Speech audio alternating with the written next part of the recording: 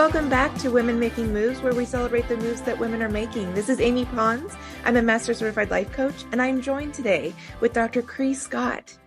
Dr. Cree Scott is the founder and CEO of Serenity Psychological Health and Wellbeing, a boutique consulting firm specializing in human-centered leadership development and coaching. She has a 15-year career as a consultant, executive coach, and clinician.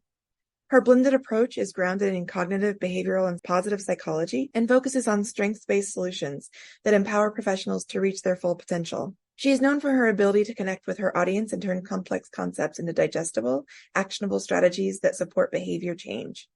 Her customized workshops are geared toward addressing specific business challenges within the areas of employee well-being, DEI, and human-centered leadership. She has worked with a number of Fortune 100 companies and across a number of industries. Dr. Scott holds a doctorate in psychology and an MBA certification from Xavier University. Cree, welcome. Hi, thank you for having me. Thanks for being here. One of my favorite humans in 2023, hands down, is Dr. Cree Scott. We were joking earlier that it's Monday and it's storming in Chicago. What's it doing down by you? Sunny. It is bright and sunny. Okay. Yeah. Okay. Well, then that's a start. That's cool. It is. It's been raining all week, but it's beautiful today. Okay, good. Well, didn't really pass it north. I don't know that that's a weather pattern, but we've got it today. So anyway, welcome. So Cree, what are the moves that you're excited to be making? Oh my goodness. What am I not excited to be doing? I and you know this about me. I kind of am a very open person when it comes to what I believe the universe is going to send me. I kind of receive it. And so the things that I'm really, really excited about is just those unknown things, the things that I know are coming my way, but I have not encountered yet. I've also been doing a lot of work in human-centered leadership and customizing workshops. And I'm looking forward to a LinkedIn course that's going to be coming live next year. I am looking forward to continuing to work with some of the brightest minds in corporate America and in my executive coaching business. And like I said, just all of the things that I know are coming that I just haven't gotten yet. So I'm excited. That's really, really beautiful. I always share with others around me. I can always feel when there's going to be a tide turning.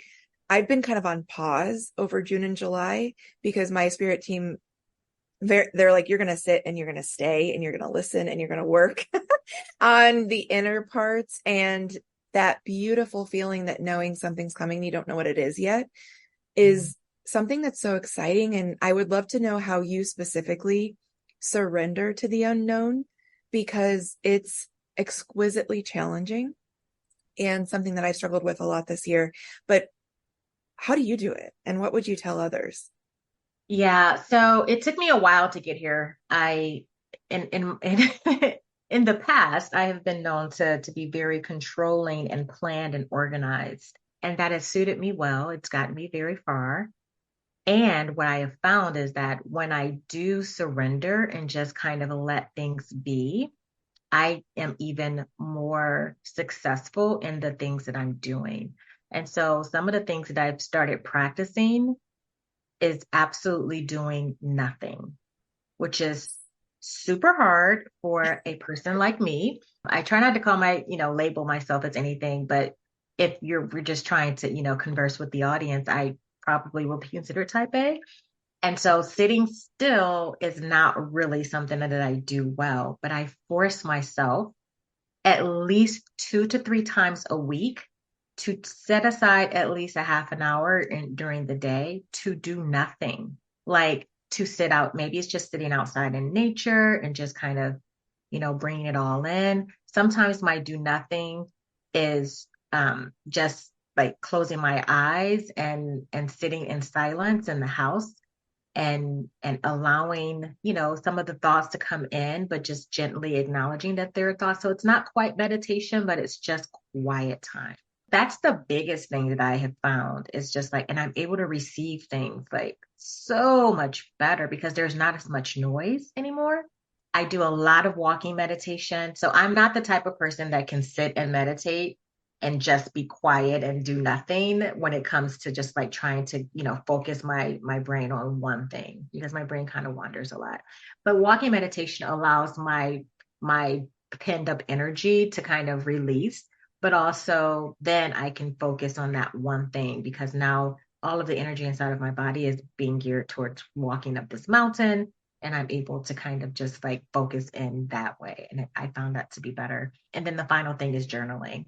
I free write a lot, so I don't like plan what I'm going to say, but I just kind of, write. Usually it's about the future. Usually it's about, the present moment and what I'm experiencing, what's coming, what I believe is happening. And those are the three ways that I do it. This is probably the most in tune that I have been with what I consider to be, my spiritual realm. And it has reaped so many benefits for me as a human, but also as a mom, a professional, a wife, and all of the things, all of the labels that we, put on ourselves. So Thank you for sharing those specific examples, because I'm also not one that finds traditional meditation specifically successful for me. There's a million other ways that I get my messages, and I have found amazing peace in the fact that not everyone is supposed to receive their downloads or messages or their kind of answers in the same way. So I love that. Mine specifically comes through a physical therapy called myofascial release. And that's actually when I get most of my clarity. And I think it's because, and I really resonate with what you said, my body has to be busy in some way so that I can receive and relax. Because, and a lot of people are like, how do you do that? And I was like, well, I believe everyone on this plane right now has the ability to tap in and become attuned. It's just not often does life today lend people the chance to really sit and stay still. So I'm also so excited that you specifically have set that time aside. And I think you're such a beautiful soul. I wonder, do people avoid the time by themselves because they're kind of afraid that what might come up? oh my goodness. I think I have avoided it in the Oh, past. you have. I definitely have in the past. And it's not necessarily being afraid of Sure. what might come up. It was more so because I didn't know how to do it and not feel ashamed for Yes. not doing anything. Right. Like we've been taught like you need to be doing something in order to be a part of society. You need to, be engaged in some way. Like sitting down and doing nothing is considered lazy to some Mm, in American culture, right? mhm. And so it's almost unlearning behavior that we've been ingrained to do since the beginning. Like even like sometimes with my daughter, I have to like give her space just to do nothing. Like I'm either, I used to tell her like go play or go read a book or go do like I was always telling her to do something. And I'm like, why am I telling her to do something? Mm, What happened to just allowing her soul to figure out what she wants to do, when she has her downtime? Like, why am I prescribing something to her? And it's just because that is what has been ingrained in me. And I see people around me keeping busy. And sometimes we are doing nothing that is of any service to ourselves, like, scrolling through social media or watching mindless television or, things of that sort, but we can give all the time to that, but not any time to ourselves just to be quiet. And also, I didn't even realize the value in being quiet and doing nothing to be able to get in tune in that frequency that I needed to be to receive. I didn't understand the value in it because no one had ever taught that to me. No one had ever said, like, you just need to be quiet. I heard meditation, but meditation was always, woo woo, as most people call it, and it just didn't resonate with me for the longest time. But just to be able to say like, hey, I'm pouring back into myself and trying to get mhm. closer to a higher power, my purpose, my mission, my what I'm here to do on earth, and even just for the day in that moment, even, it has changed my life significantly. So I find great value in it. Your words were gorgeous. I want to give that a moment to sink in. Mm. And something I've been really thinking about a lot lately is that I think another reason why a lot of folks kind of struggle with sitting with themselves, and you touched on this, is that none of us on this earth right now were raised for the type of world that exists today. So to your point, and I come from like a fifth generation farming family. So like, it was just like it's not, it was hustle culture constantly. It's like, no, Mm-hmm. you've got to grind. You've got to, I don't care if you're tired, get up and do something. And I think that's so ingrained that now we've taken it to the nth degree, like humans do, bless us. And we forget that rest and doing nothing is actually not only something that you're doing something, but also it's critical and essential to not only a restorative in this world where, again, not one person on this world has come out of a 2-year pandemic where we were all locked inside. None of us know how to really do this. So it's imperative even more to say, okay, all right, let's come back inward and see what I have to give back to this world now that I had 2 years to kind of sit inside. And it either caused people to come back out and they hated it so much. They're like, let's go back to pre-pandemic. And that's causing kind of an intergenerational pinch right now too, especially with those that are kind of mandating return to physical work and things like that. So we're seeing it kind of unfold, but I would love to have those conversations and be on the forefront of like, what does each individual need? And I'm not sure even each individual knows what they need. They just don't want to be told what to do and not be asked their opinion or like what their choice would be. Right. As an adult, you should be given a choice, right? Yeah, choice matters. So I think to your point, meditation has become like a buzzword or a woo-woo word or whatever you want to call it. But all it means, find a moment in every day where you can sit by yourself for yourself, and don't even sit. You can walk, run. I don't want whatever it is. Spend time listening to your heartbeat, listening to your breath. In those moments, that's when you start to get some clarity. And like what Cree and I know, I don't want to speak for you, but that's where I get my messages or my downloads of like, yes, I'm on the right path. I'm doing the right work. I'm doing the right things. And that's really when this beautiful unlocking magic, as I'll quick plug for my business, unlock the magic. That's when the magic happens. Yes, absolutely. So I definitely received that. Yes. So thanks, Chris, so much for that beautiful explanation of how you spend time with yourself and what you're excited about.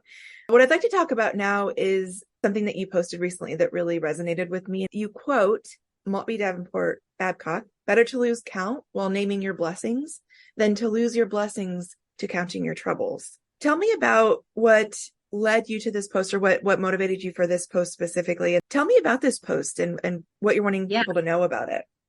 Yeah. Thank you for that. I am a big proponent of gratitude and ensuring that I practice that and it's intentional.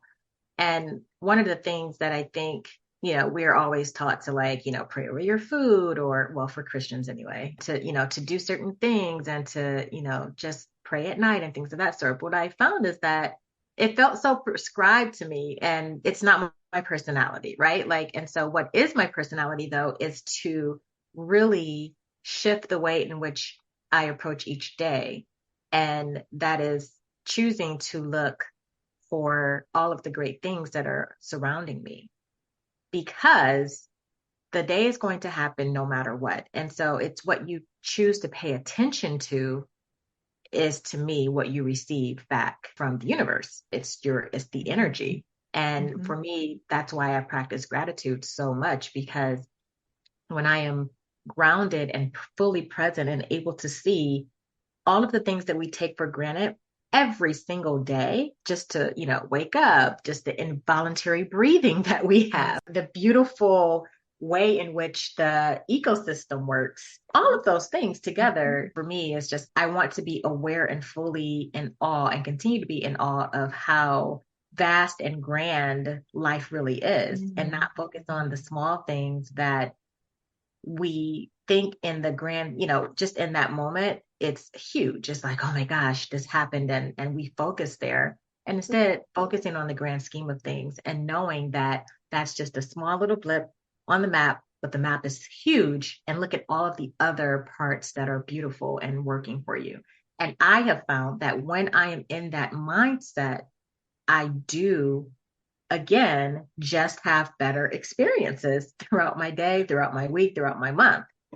It's what you choose to focus on. It's your lens. And my lens is I'm not Pollyanna. This is not a toxic positivity moment, but my You read lens my mind. is to see, yeah, my lens is to see the opportunities in every single thing so that I can move past the suffering. I am not one to sit in suffering unless it is something deeply, deeply, painful. Otherwise, if it is just those stressors that happen throughout the day, I am just choosing not to sit in that suffering. No, I was saying you read my mind because I know you and I know you're not being Pollyanna or toxic positivity because I think there's a specific moment where, and I stress this as a coach, as a life coach, is like feel your feelings.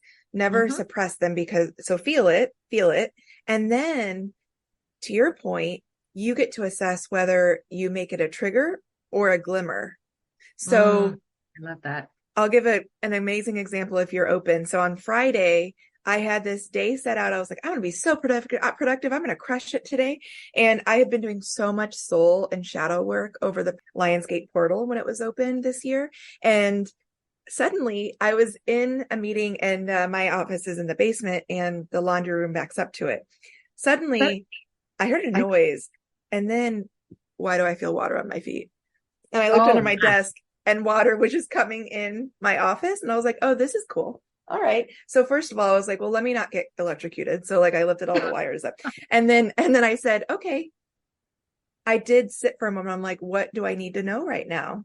And my spirit squad literally told me this is your watershed moment. This is like your healing kind of ushering in. I was like, that's gorgeous.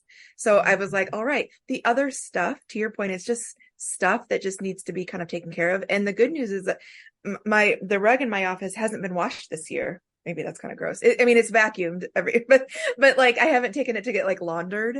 So right. my husband's going to take it to get laundered now that it's been like soaked. And I was like, that's a great opportunity. My rug's going to get washed, Exactly. so it's just kind of like, it was rebirth. It was renewal. It was kind of washing away things that didn't serve me. And if you're able to think about that now, my husband was pissed because he was like, there's a lot of things I have to do now. There's like things, but I don't look at it that way. It's like, oh, cool. What Mm-hmm. opportunities is this opening up? And to your point, it's not about making it Pollyanna. It's like, it's for me, not to me. Yes. And what Yes. can I extract from this? You can feel pissed. You can feel annoyed. Those are beautiful emotions or feelings. And then move into, all right, this is serving me. Yes. And I also just think about like those are the times that I think for me, God, for others, maybe Mm-hmm. universe, Mm-hmm. that you give me the ability to be able to solve this problem. Like, Yeah. I mean, for me, I'm just like, this stuff is solvable. Again, like Yes. I'm not talking about the heavy things. I'm not talking about death or No. loss or Mm-hmm. any of those things, or even like heavy mental illness. Like, Mm-hmm. I'm going to put those into a different category. I'm just talking about Right. everyday life stressors that Right. some of us can't get through our day without just breaking down from Mm-hmm. the stuff, the adulting, right? Like it's like if I can't take one more thing, I've heard people say that. And for Yeah, me, if one more thing if happens, one more thing I'm going to happens, right? lose my shit. It's like, Exactly. And for me, I'm just like, thank you, God, for allowing me to have the ability to solve this problem. I don't necessarily want the problem, but I appreciate the fact that you give me the resources and everything that I need to solve it. And if I don't even feel like I have the resources, thank you for what you're about to give me, because I right. know that everything is going to have an opportunity for me to solve it. Like whether it's through me or through someone else being able to, help me Mm-hmm. get to where I need to go. But it's all solvable. And it sometimes the path may be longer than I want to take. But again, there's learning in all of it. And you just have to be open to what the learning is. You really do. I mean, and to your point, whatever I kind of like refer to it to like source, whatever source in your life, there's sometimes where like my sweater will get caught on a doorknob and like someone's literally trying to get my attention. I'm like, so Yes. I'll pause and say, okay, I'm here. What's up?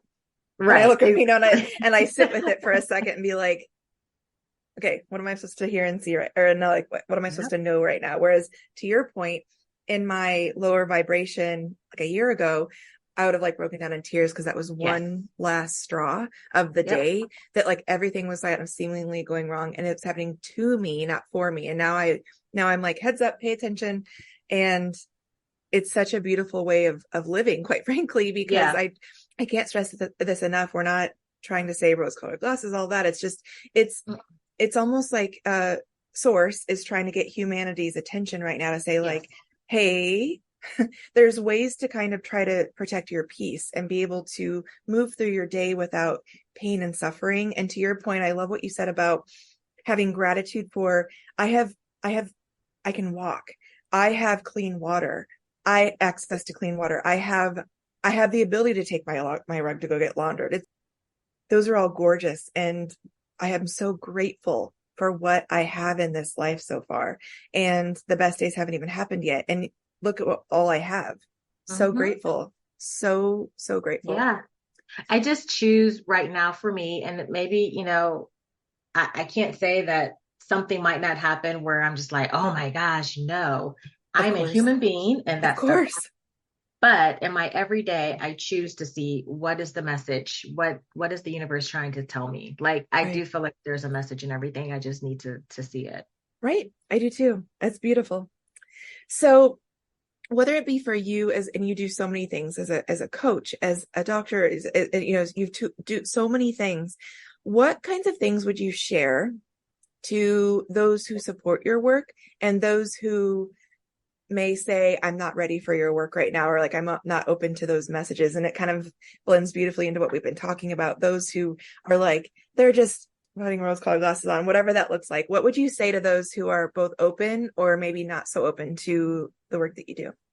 Yeah. Oh my goodness. I know that there are many people who are not open. I'll start with the people who are open. And what I say is that the biggest thing for me is that it's a journey and to take your time getting there. I think sometimes people feel like that there's going to be a moment where you're just like, I've arrived and you're at your destination.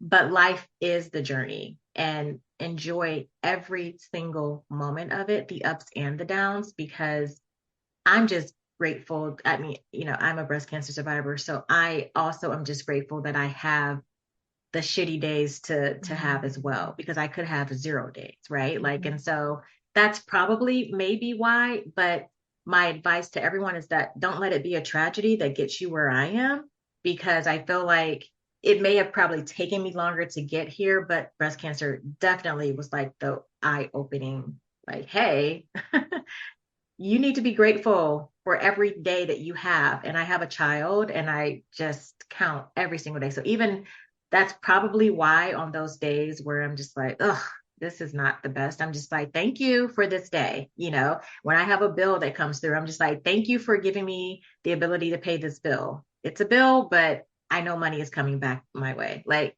my outlook is just different. So for those of you who are on the journey with me, stay on the journey and know that it is a gift. Every single day is a gift.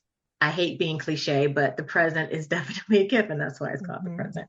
The people who are not, it's okay. I am so open. I probably love working with the people who are not where I am or are not even trying to even get there more than the people who are with me, because there is more of a sense of accomplishment when I can kind of help those people along also. And I will say that the person that is hardest is the logical brain people out there. Mhm. And my husband is one of them. And so I love watching his journey also. And even though half of what he says is tongue in cheek and it's a joke, he's practicing some of the things. And he say his language is changing just from being around me, because my language is what it is.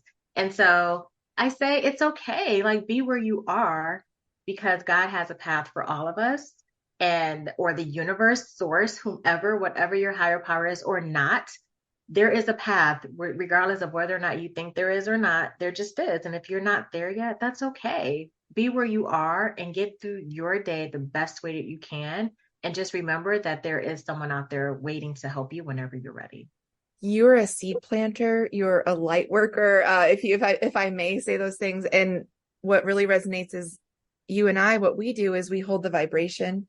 And to your point, and it's not about our agenda or what we want you to do, but like we're on this path. And what I have done is I choose to surround myself with other folks, again, to your point, like not either they're open or not open. It doesn't matter to me. Like, and it's not about me making you believe or not believe what I do or the work I do. It's just holding that vibration. And to your point, when they're ready, it's just about wondering what could be rather than, just saying that everything is like a fixed, because when you're so structured and fixed, that's when those little hiccups throughout the day, well, those little things that happen throughout the day become hiccups or become stressors or triggers. So that's really beautiful the way you look at it. And I think for me, those who are seemingly not open, I'll say, oh, they're hurting and they're stuck but they're gonna but if you allow yourself to see one thing, it's kind of helping all humanity to kind of up level. So it's beautiful Yeah, work that you do. absolutely.